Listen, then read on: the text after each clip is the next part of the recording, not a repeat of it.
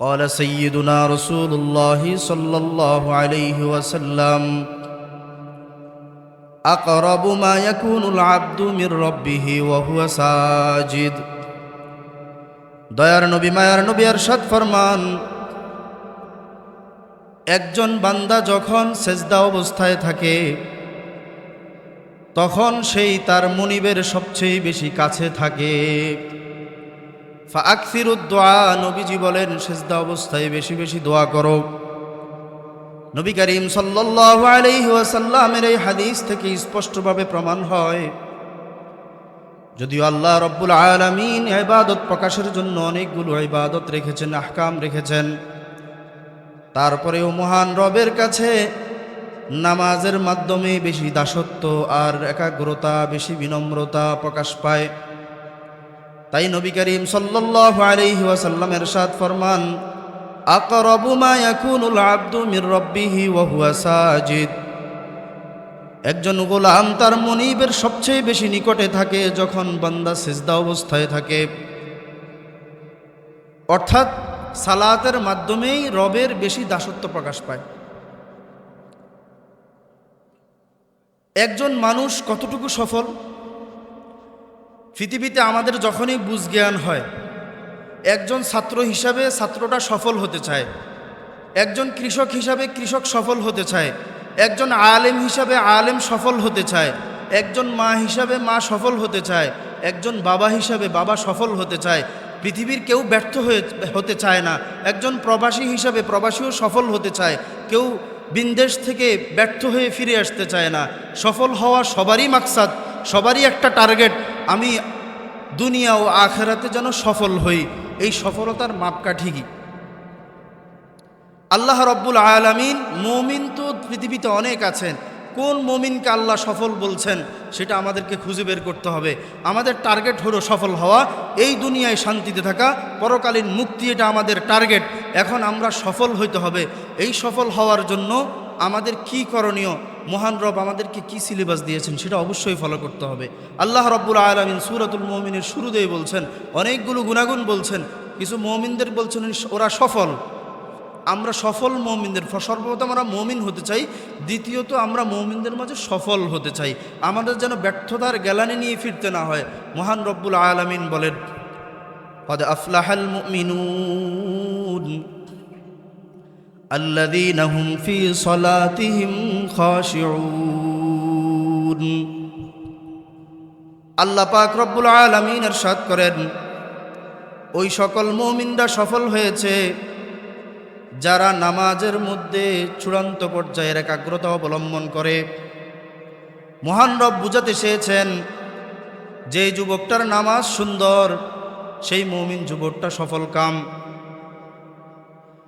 যে বৃদ্ধটার নামাজটা সুন্দর সেই বৃদ্ধ মুমিনটা সফল কাম, সাকসেসফুল। যেই মানুষটার নামাজ যত সুন্দর সেই তত সফল কাম। রব বলেছেন, ক্বাদ আফলাহাল মুমিনুন আল্লাযীনা হুম ফী সালাতিহিম খাশিউন। ওই সকল মুমিনরা সফল কাম যারা তাদের নামাজে বিনয়ী হয়, একাগ্রতার সহিত নামাজটা আদায় করে, তার জীবনটা সবচেয়ে সুন্দর। এখন একটা কথা জিজ্ঞাসা করি, আল্লাহ রব্বুল আলামিন যেই গুণে গুণান্বিত হলে সফল বলেছেন, সফলতা কি এর বাইরে পাওয়া যাবে কিনা? আল্লাহ পাক যিনি সৃষ্টি করেছেন মানুষ, যিনি সৃষ্টি করেছেন বান্দাকে, তিনি বলছেন বান্দার সফলতা হলো নামাজের একাগ্রতার মাঝে। এখন নামাজের একাগ্রতা বাদ দিয়ে যদি আমি অন্য কোনো কাজে সফলতা খুঁজি তাহলে সফল হওয়া যাবে না। আল্লাহর হাবিব সাল্লাল্লাহু আলাইহি ওয়াসাল্লামের ইরশাদ ফরমান, মান সাল্লাস সুবহা ফাহুয়া ফি যিম্মাতিল্লাহ। সারাটা রাত্রি যাপনের পর, ঘুমানোর পর সকালে উঠে যে ব্যক্তি ফজরের সালাতটা আদায় করল, ফজরের সালাত আদায় করার সাথে সাথে নবীজির বক্তব্য হলো সেই ব্যক্তি আল্লাহর জিম্মায় চলে যায়। একজন বান্দা ফজরের সালাত আদায় করার পর আল্লাহর জিম্মায় যদি চলে যায়, আমাদের বিবেক কি বলে? একজন মানুষ যদি সারাটা দিন আল্লাহর জিম্মায় থাকে তার অবস্থা ভালো না খারাপ? আল্লাহর জিম্মায় থাকা অবস্থায় একজন মানুষের অবস্থা যদি খারাপ বলি তাহলে ঈমান থাকবে কি থাকবে না? ঈমান থাকবে না। আমাদের বিশ্বাস হলো আল্লাহ পাকের জিম্মায় যদি কেউ চলে যায়, ওই ব্যক্তি যদি আল্লাহর জিম্মায় থাকা অবস্থায় মারা যায় তাহলে অবশ্যই জান্নাতি মানুষ। তাহলে দুনিয়াতে সফল মানুষ, দুনিয়াতে সফল মুমিন হলো নামাজি মুমিন, যার নামাজের একাগ্রতা যত বেশি, সেই কিশোর হোক আর যুবক হোক আর বৃদ্ধ হোক, আলেম হোক আর জালেম হোক আর জাহেল হোক, যার নামাজের মধ্যে একাগ্রতা বেশি, যার পার্সেন্টেজ যত বেশি, সে আল্লাহর তত বেশি কাছে। আল্লাহ রব্বুল আলামিন একাগ্রতার সহিত আমাদেরকে সালাত আদায় করার তৌফিক দান করুন, সকলে বলুন আমিন। মুহতারাম হাজিরিন, দুনিয়া সুন্দর হবে যদি নামাজটা সুন্দর হয়। আলেম হইলে, মাওলানা হইলে, মুফতি সাহেব হইলে, মুহাদ্দিস সাহেব হইলে দুনিয়া সুন্দর হবে এটা বলা নাই। নামাজের মধ্যে খুশু আর খুজু থাকলে আল্লাহ রব্বুল আলামিন তাকে সফল কাম বলছে। আখিরাতের বেলায়ও তাই। আখিরাতের বেলায়ও সর্বপ্রথম আমল সমূহের মাঝে নামাজের হিসাব নেওয়া হবে। যার নামাজটা সুন্দর পাওয়া যাবে সেই সফল কাম, আর না যার নামাজের মধ্যে বিলুপ্ত থাকবে, সমস্যা থাকবে, সেই ব্যর্থ বলে বিবেচিত হবে। আমার কথা নয়, নবী করিম সাল্লাল্লাহু আলাইহি ওয়াসাল্লাম বলেন, ক্বালা রাসূলুল্লাহ সাল্লাল্লাহু আলাইহি ওয়াসাল্লাম, ইন্না আউওয়ালা মা ইউহাসাবু বিহিল আবদু মিন আমালিহি ইয়াউমাল কিয়ামাতি সালাতু। নবীজি বলেন, কিয়ামতের ময়দানে বান্দার সর্বপ্রথম নামাজের হিসাব নেওয়া হবে। ফাইন সালুহাত ফাকাদ আফলাহা ওয়া আনজাহা। নবীজি বলেন, নামাজের হিসাবটা ঠিক পাওয়া গেলে ব্যক্তিকে সফল এবং সাকসেসফুল হিসাবে ধরে নেওয়া হবে। ওয়া ইন ফাসাদাত ফাকাদ খাবা ওয়া খাসিরা। আর কারো যদি নামাজের মধ্যে ব্যতিক্রম পাওয়া যায়, হিসাবে গড়মিল পাওয়া যায়, তাহলে সেই ব্যর্থ আর অপদার্থ বলে বিবেচিত হবে। যদি আমি নামাজের হিসাবটাতে গড়মিল পাই, আমার নামাজের হিসাবটাতে যদি গড়মিল পাওয়া যায়, আল্লাহর নবী বলেন, তাহলে সেই ব্যর্থ হবে, চূড়ান্ত পর্যায়ের অপদার্থ বলে বিবেচিত হবে। আসলে বিষয়টা এমন কেন? আসলে বিষয়টা হলো, নামাজ হলো আল্লাহর মাধ্যমে বান্দার যোগাযোগের একটি মাধ্যম। বান্দাকে আল্লাহ রব্বুল আলামিন কত মায়ার দয়া করে এই পৃথিবীতে সৃষ্টি করেছেন। আমাদেরকে সৃষ্টির লগ্নে ফেরেশতাদের অনেক এশকাল ছিল। আল্লাহ রব্বুল আলামিন যখন আমাদেরকে সৃষ্টি করতে চেয়েছেন, আমাদেরকে সৃষ্টি করার এই প্রস্তাবখানা ফেরেশতাদের সামনে উপস্থাপন করলেন। মহান রব্বুল আলামিন বলেন, ওয়া ইয ক্বালা রাব্বুকা লিল মালাইকাতি ইন্নী জাইলুন ফিল আরদি খলিফা। আল্লাহ বলেন, ও ফেরেশতারা, আমি মনস্থ করেছি জমিনে খলিফা সৃষ্টি করব, মানুষ সৃষ্টি করব। জিনদেরকে উদ্দেশ্য করে, জিনদের কথা মাথায় রেখে ফেরেশতারা সেদিন বলেছিল, ক্বালু আতাজআলু ফিহা মান ইউফসিদু ফিহা ওয়া ইয়াসফিকুদ দিমা। দুনিয়াতে এমন জাতি আপনি কেন সৃষ্টি করবেন যারা দুনিয়াতে ফিতনা ফাসাদ করবে, যারা দুনিয়াতে রক্তপাত ঘটাবে, ফিতনা ফাসাদ করবে, ঝগড়াঝাটি করবে? জাতি সৃষ্টি করার কোনো দরকার নাই। সেদিন আল্লাহ রব্বুল আলামিন ফেরেশতাদেরকে বলছিলেন, ইন্নী আ'লামু মা লা তা'লামুন। ও ফেরেশতারা, আমি যা জানি তোমরা তা জানো না। দয়া আর মায়া করে আল্লাহ রব্বুল আলামিন এই জাতি সৃষ্টি করার পর আল্লাহ রব্বুল আলামিন আমাদের সাথে কথা বলতে চেয়েছেন। প্রতিদিন পাঁচ বেলায় আমাদের সাথে যোগাযোগ রাখতে চেয়েছেন। তাই বান্দার উপর আল্লাহ রব্বুল আলামিন নামাজ এই বিধানটা দিয়েছেন। প্রত্যেকটা বিধানের জন্ম হয়েছে জমিনে। জিবরাইল আমিনকে পাঠায় আল্লাহ রব্বুল আলামিন যাকাত দিয়েছেন, রোজা দিয়েছেন, হজ দিয়েছেন, কোরআন নাজিল করেছেন। সব বিধানগুলো আল্লাহ রব্বুল আলামিন আসমান থেকে জিবরিল পাঠায়া তারপরে জমিনে সেগুলোর বিধান দিয়েছেন। কিন্তু একটা বিধান স্পেশালি আল্লাহ রব্বুল আলামিন আসমানে নবীজিকে স্বয়ং ডেকে নিয়ে দিয়েছেন, সেটা হলো সালাত। দয়ার মায়া করে নবীজির সাথে কথা বলেছেন, এই বান্দাগুলোর সাথে কথা বলবেন, এই মনস্থ করে আল্লাহ রব্বুল আলামিন নামাজটা দিয়েছেন। মুহতারাম হাজিরিন, কোনো কোম্পানিতে যদি কেউ জব করে, কোনো কোম্পানিতে যদি কেউ চাকরি করে,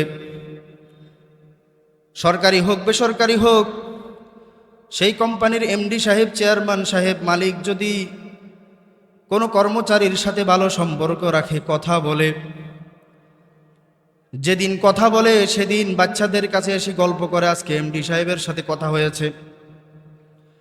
কারণ এমডি সাহেবের লাগাল সবসময় পাওয়া যায় না, চেয়ারম্যান সাহেবের লাগাল তো সবসময় পাওয়া যায় না, মোহতামিম সাহেব, পরিচালক সাহেবের দেখা সবসময় পাওয়া যায় না। যেদিন ঊর্ধ্বতন কেউ সুন্দর করে কথা বলে সেদিন স্ত্রীর কাছে এসে গল্প করে আজকে এমডি সাহেবের সাথে কথা হয়েছে, অনেকগুলো কথা হয়েছে। কিন্তু আহকামুল হাকামিন রাত আজিরাজ আল্লাহ রব্বুল আলামিন নামাজে প্রতিদিন আমাদের সাথে কথা বলেন, আমরা খেয়ালও করি না। মহান রব্বুল আলামিন প্রতিদিন আমাদের সাথে নামাজে কথা বলেন। আল্লাহ রব্বুল আলামিন কথা বলতে চান, আমরা হতভাগা বান্দারা সেটার সুযোগটাও দেই না। কিভাবে কথা বলেন বানায় বলছি না, সহিহ বুখারী মুসলিমের রওয়ায়াত, قال رسول الله صلى الله عليه وسلم قسمت الصلاة بيني وبين عبدي نصفين।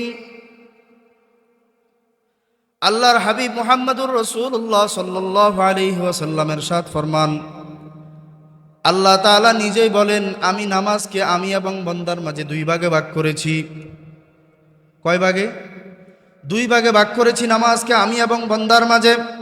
এখানে নামাজ বলতে সূরাতুল ফাতিহাকে বোঝানো হয়েছে। আমি এবং আমার বান্দার মাঝে এই সূরাতুল ফাতিহা দুই ভাগে বিভক্ত। ইযা ক্বালাল আবদু আলহামদুলিল্লাহি রাব্বিল আলামিন, বান্দা যখন বলে আলহামদুলিল্লাহি রাব্বিল আলামিন, যার অর্থ হলো সমস্ত প্রশংসা রব্বুল আলামিনের জন্য, সমস্ত প্রশংসা জগৎসমূহের প্রতিপালকের জন্য।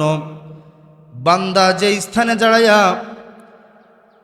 কৃষক কাজ করতেছে, ক্ষেতের মাঝখানে দাঁড়ায়া, ইমাম সাহেব মসজিদের মিম্বরে দাঁড়ায়া, কেউ বাঁশের ছাউনিতে দাঁড়ায়া, কেউ রৌদ্রতে দাঁড়ায়া, যত হালকাই বান্দা হোক, দেখতে যত কুৎসি হোক, দেখতে যত মন্দ লাগুক, দেখতে যত সুশ্রী হোক আর সুন্দর হোক, সবার বেলায় একই নিয়ম। এই বান্দা যখন বলে আলহামদুলিল্লাহি রাব্বিল আলামিন, আল্লাহ রব্বুল আলামিন সাথে সাথে জবাব দেয় হামিদানি আব্দি, ও আমার ফেরেশতারা শুনো, তোমরা না অনেক কথা বলছিলা এই বান্দা কেন সৃষ্টি করব, আজকে দেখো আমার বান্দা আমার শুকরিয়া আদায় করে। তাহলে আমি কথা বললে রব জবাব দেয়, এটা আমার কথা না হাদিসের কথা? আমি যখন আলহামদুলিল্লাহি রাব্বিল আলামিন বলি, আমার রব আমার জবাব দেয় কি দেয় না? দেয়। আবার যখন বলি আর রহমানির রহিম, আমি যখন বলি আর রহমানির রহিম, যেখানেই দাঁড়ায় বলি, রাতের যতক্ষণেই বলি, রাত্রে বললে তো মনে আল্লাহ পাক ঘুমায় যায় আর জবাব দেয় না, নাউজুবিল্লাহ। আল্লাহ রব্বুল আলামিন ঘুমান না।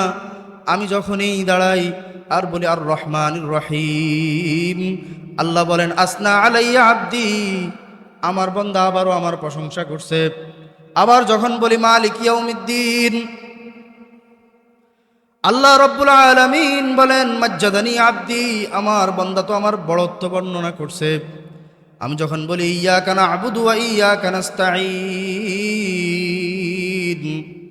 তখন আল্লাহ রব্বুল আলামিন বলেন হাযা বাইনি ওয়া বাইনা আব্দি ওয়া লিআব্দি মা সাআল।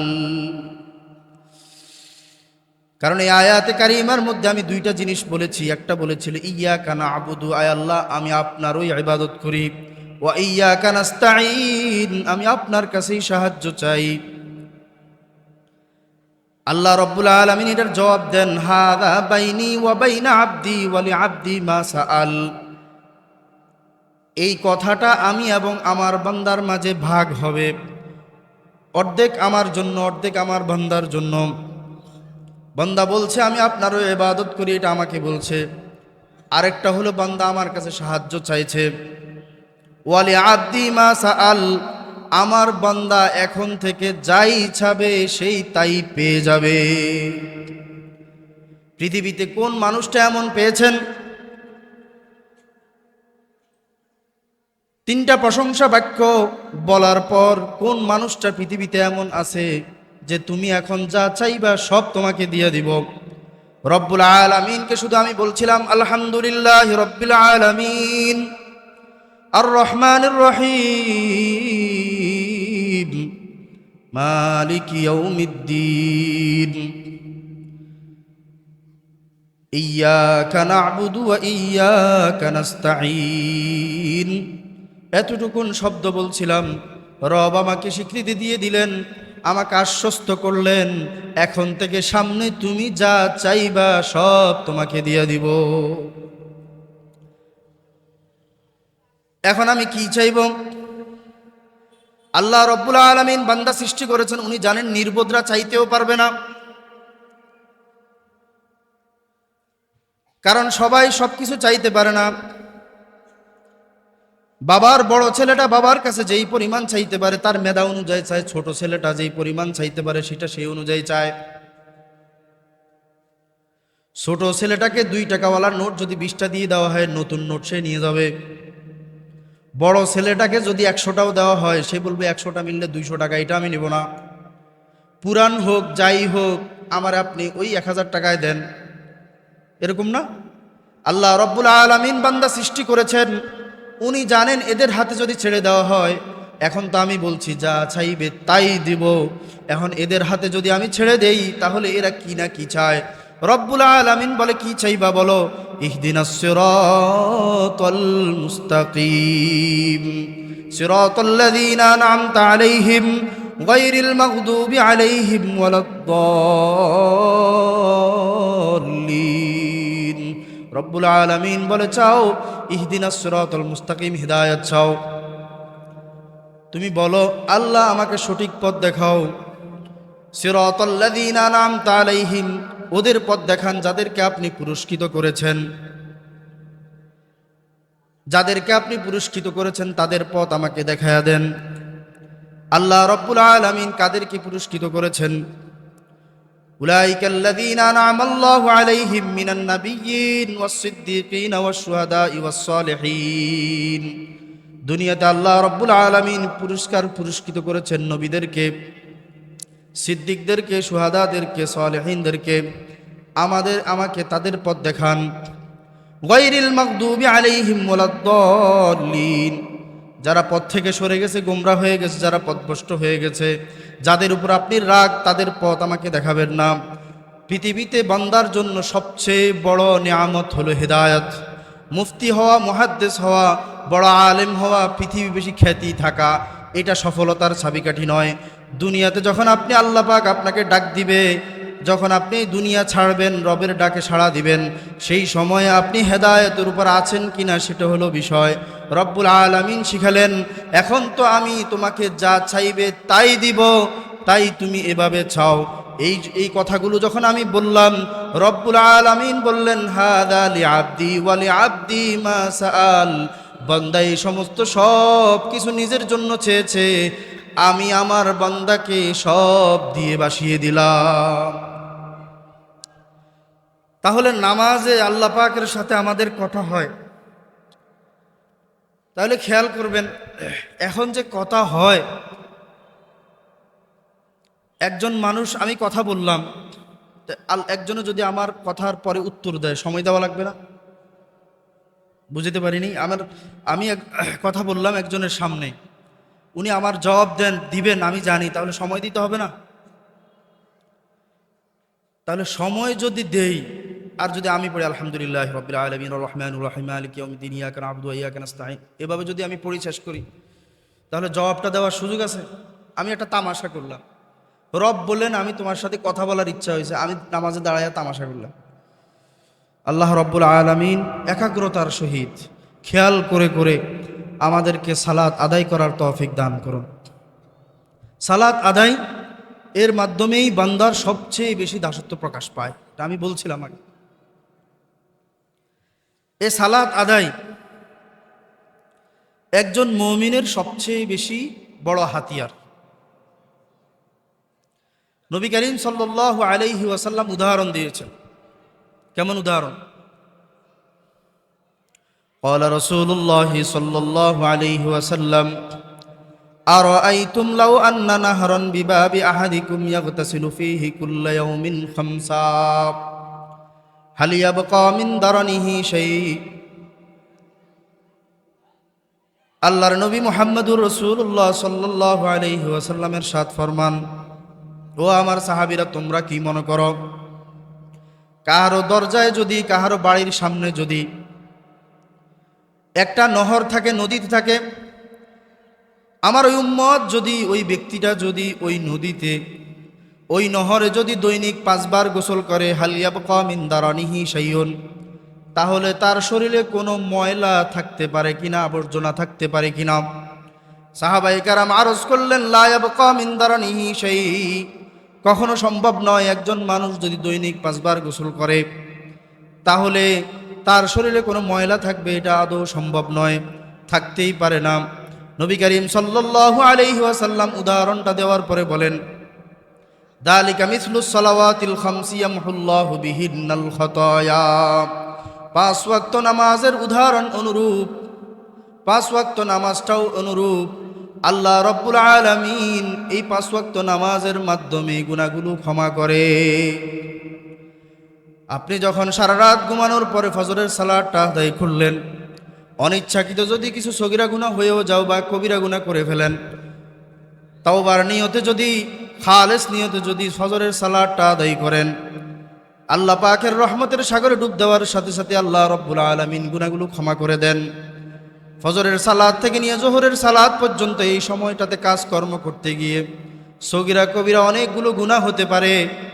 আল্লাহ রব্বুল আলামিনের নবীজির ভাষ্য অনুযায়ী জোহরের সালাতটা আদায় করার সাথে সাথে সেগুলো ক্ষমা হয়ে যায়।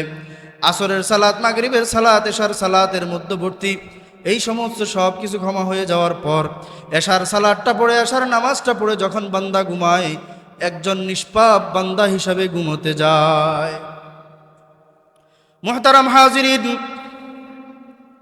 এখন প্রশ্ন হলো, সগীরা গুনাহগুলো মাফ হয়, কবিরা গুনাহগুলো তওবা ছাড়া মাফ হয় না। তাহলে কবিরা গুনাহ যদি তওবা ছাড়া মাফ না হয়, তাহলে আমি কিভাবে বলছি নামাজ পড়লে মাফ হয়ে যায়?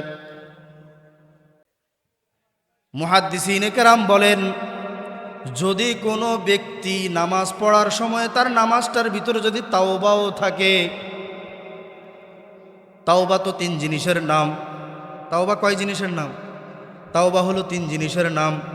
1 নম্বর, যে কাজটা করছি এটা আর করবো না, এ ব্যাপারে আজম করতে হবে। ওই কাজেও থাকবো আবার তওবা করবে, এটা হতে পারবে না।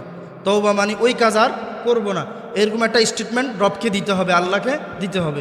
দ্বিতীয়ত, ওই সম্পর্কে লজ্জিত হইতে হবে, চূড়ান্ত পর্যায়ে লজ্জিত হতে হবে, চোখের পানি ফালাইয়া রবের দরবারে লজ্জিত হতে হবে, শর্মিন্দা হইতে হবে। 3 নম্বর, সামনে এরকম কাজ আর করব না, এই মর্মে আল্লাহ পাককে ওয়াদা দিতে হবে। এই 3 জিনিসের নাম কি? তাওবা। এখন নামাজের মধ্যে আমরা বলি কিনা, আল্লাহুম্মা ইন্নী যালামতু নাফসি যুলমান কাসীরা ওয়া লা ইয়াগফিরুয যুনুবা ইল্লা আনতা। আমরা বুঝি উঠতে পারি না আসলে কি বলি। আমি এই কথাগুলোই বলছি, আল্লাহুম্মা ইন্নী যালামতু নাফসি যুলমান কাসীরা ওয়া লা ইয়াগফিরুয যুনুবা ইল্লা আনতা। আল্লাহ নিজের উপর নিজে অনেক জুলুম করেছি, যুলমান কাসীরা, অনেক জুলুম করেছি, আর আপনি ছাড়া আমার এই গুনাহগুলো কেউ ক্ষমা করতে পারবে না, আপনি আমাকে ক্ষমা করে দেন। এই কথাগুলো বলার সময়ে যদি ওই 3 জিনিস একসাথে পাওয়া যায়, তাহলে তওবা পাওয়া গেল না?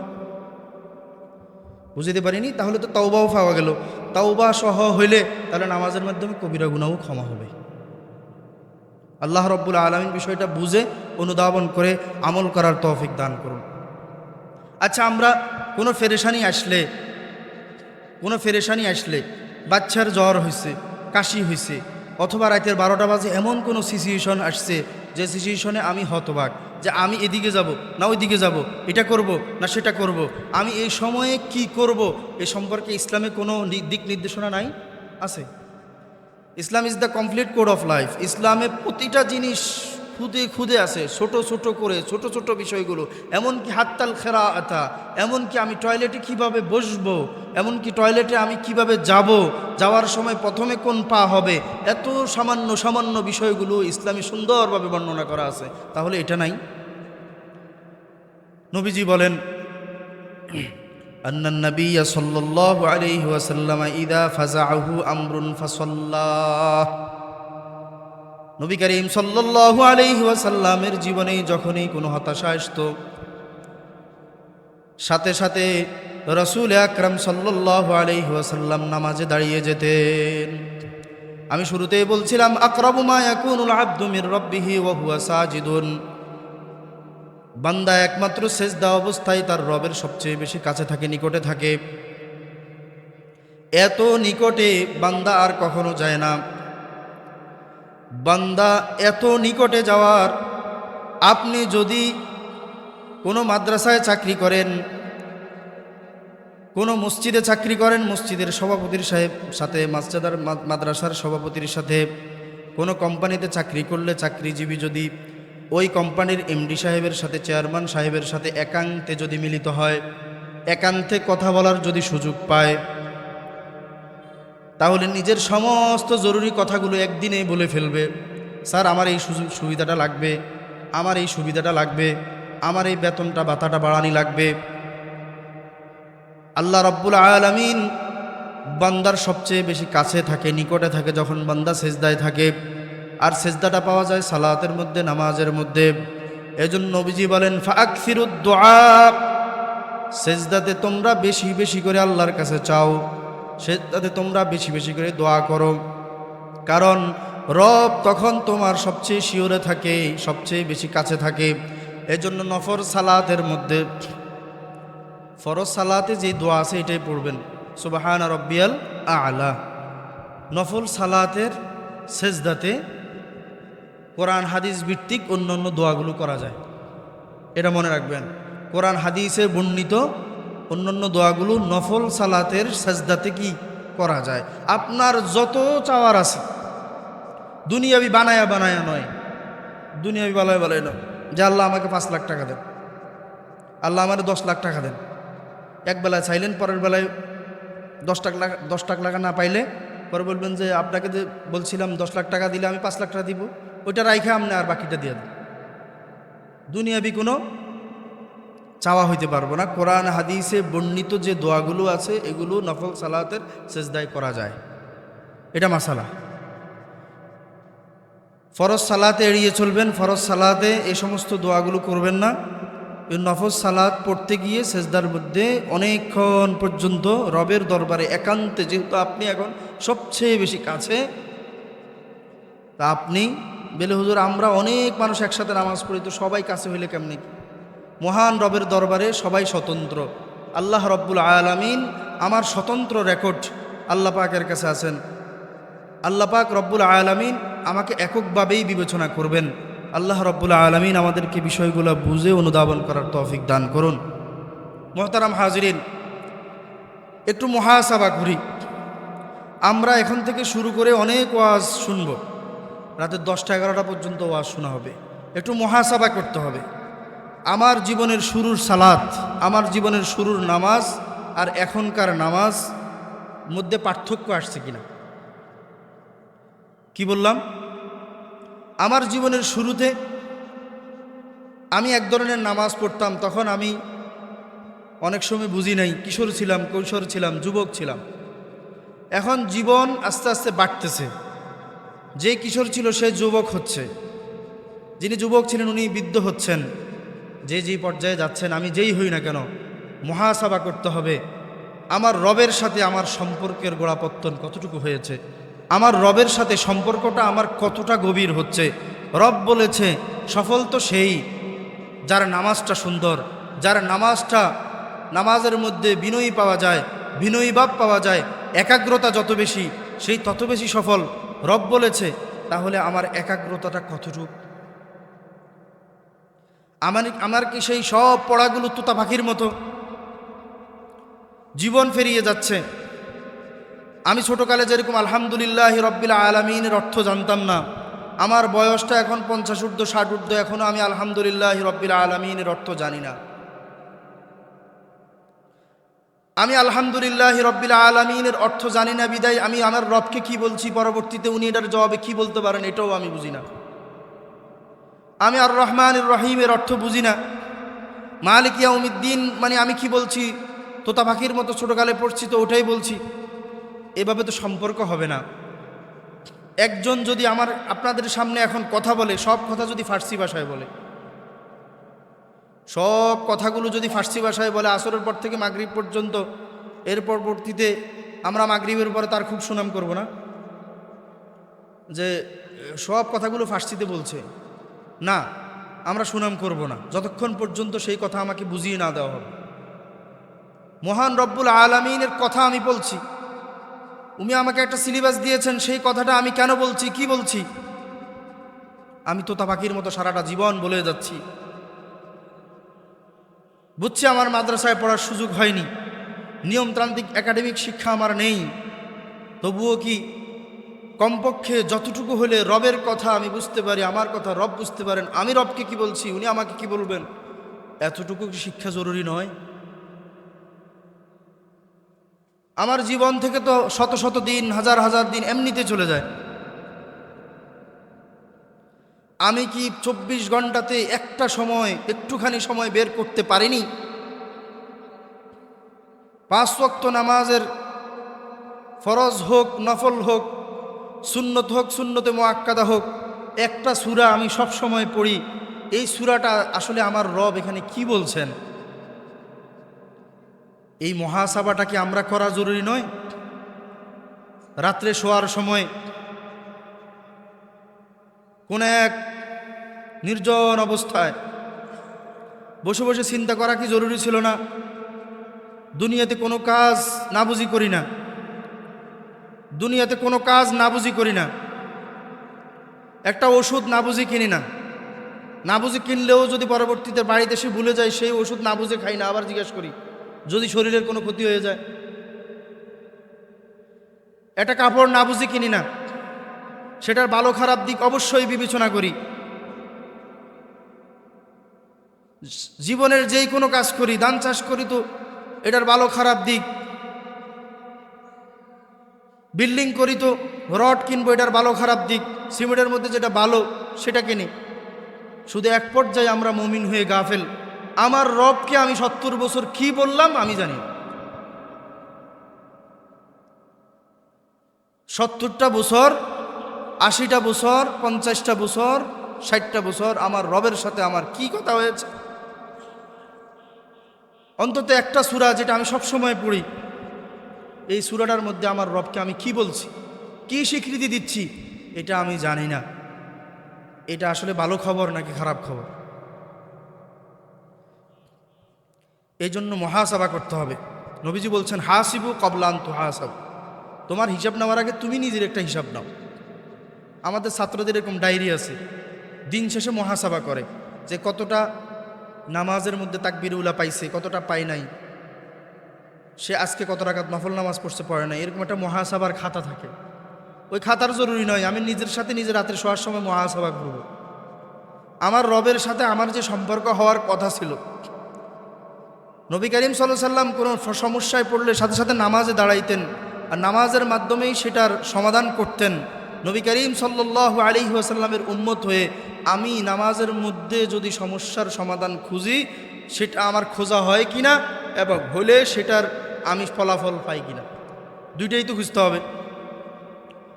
ফলাফল যদি না পাই তাহলে অবশ্যই কোথাও না কোথাও গাফলাতি আছে, সেটা আমাকে অবশ্যই খুঁজে বের করতে হবে।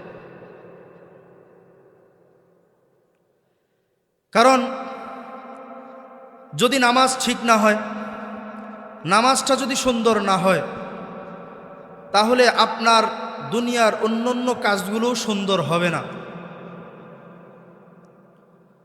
আপনার সমস্ত কাজগুলো সুন্দর হওয়ার জন্য আপনার মনিবের নেগরানি দরকার। নেগরানি দরকার কার? আল্লাহ পাকের নেগরানি দরকার। আমি হাদিসের কথা বলছিলাম, ক্বালা রাসূলুল্লাহ সাল্লাল্লাহু আলাইহি ওয়াসাল্লাম মান সাল্লাস সুবহা ফাহুয়া ফি যিম্মাতিল্লাহ। যার প্রতিদিনের প্রথম কাজটা হয় ফজরের সালাত আদায় করা, বান্দা ফজরের সালাত আদায় করার সাথে সাথেই সে আল্লাহ পাকের জিম্মায় চলে যায়। আপনি অফিসের চাকরি করেন, আপনি ক্ষেত খামারে কাজ করেন, আপনি মিস্ত্রি কাজ করেন, আপনি পড়ান আর পড়েন, যেই কাজটাই করেন যদি সেটা আল্লাহ পাকের জিম্মাদারিতে হয় তাহলে সেটা সাকসেসফুল না আনসাকসেসফুল? অবশ্যই সাকসেসফুল। আপনি আল্লাহ পাকের জিম্মাদারিতে থাইকা একটা কাজ করতেছেন, আল্লাহ পাকের জিম্মাদারিতে থাকতে হবে। আর এই নামাজটা হইতে হবে জামাতের সহিত। মনে রাখবেন, হানাফি মাযহাবে আমাদের যে মাযহাবটা আমরা ফলো করি, এই মাযহাব অনুযায়ী জামাত ওয়াজিব। এটা খামখেয়ালি বিষয় না, জামাতটা হলো কি ওয়াজিব। আমাদের কমতি থাকতে পারে, কিন্তু কখনো এই ভাব আসা যাবে না যে জামাতে না গেলেও তো চলে, এই ভাব আসা যাবে না। একটা ওয়াজিব বিধানের ব্যাপারে এই ভাব কখনো মনে আসা যাবে না। মানুষ হিসাবে আমার দুর্বলতা থাকতে পারে, চেষ্টা করব সর্বোচ্চ পর্যায়ে জামাতে এসে সালাতটা আদায় করার জন্য। একটা হাদিসের একটা অংশ শুনাই, সাবাতুন ইউযিল্লুহুমুল্লাহু তাআলা ফি যিল্লিহি ইয়াওমা লা যিল্লা ইল্লা যিল্লুহ। 7 শ্রেণীর মানুষকে আল্লাহ রাব্বুল আলামিন কিয়ামতের ময়দানে তার আরশের নিচে ছায়া দিবেন, যেদিন আল্লাহ পাকের ছায়া ছাড়া আর কোনো ছায়া থাকবে না। যেদিন সূর্যটা আমাদের 1 হাত উপরে, মগজটা টকবক টকবক করবে, মানুষ তার পাপ অনুযায়ী পানিতে হাবুডুবু খাবে। এরকম দিনে আল্লাহ রাব্বুল আলামিন 7 শ্রেণীর মানুষকে তার আরশের নিচে ছায়া দিবে। তার মধ্যে অনেকেই আছেন। একজন মানুষ হলো রাজুলুন কলবুহু মুআল্লাকুন বিল মাসাজিদ ইদা খারাজা মিনহু হাত্তা ইয়াউদা ইলাইহি। নবীজি বলেন 7 শ্রেণীর মানুষের মধ্যে একটা মানুষ হলো সেই মানুষটা, যেই মানুষটার মন সব সময় মসজিদের সাথে লেগে থাকে।